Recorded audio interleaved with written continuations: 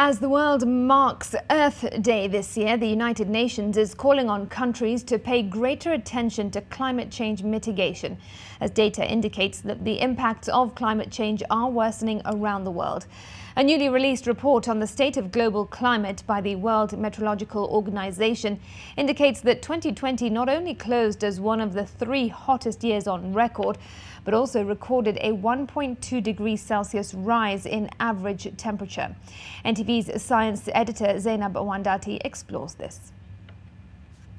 Kenya is no stranger to climate extremes. Floods and droughts are almost a permanent fixture in the calendar. But 2020 was a year like no other. The water levels in the Rift Valley lakes rose to unprecedented levels, drowning hopes and livelihoods. The flooding in Kenya was just one among tens others reported across Africa last year, with devastating impacts. In total, at least 98 cyclones were reported across the world and many other incidents of heatwaves and wildfires. By the end of the year, the world had warmed by 1.2 degrees Celsius. In Kenya, the temperature rise was just a little under 1 degree, as Lodwar, Mandera, Lamu and Mombasa recorded higher than average temperatures. Climate disruption is here. I urge everyone to take the message of this report to heart. Let us all commit to act to stabilize our climate.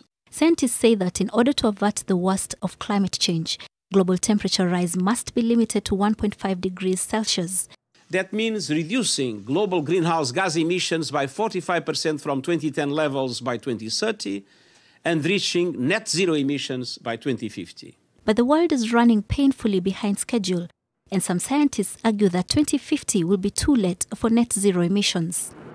And as the world marks Earth Day today, the UN is calling on countries to increase their climate action over the next 10 years and also align COVID-19 interventions to the global sustainable goals. Kenya says even though the country has little to do with climate change, it has suffered some of the worst impacts and will be taking more steps towards climate-proofing its economy. Zainab Wandati, NTV.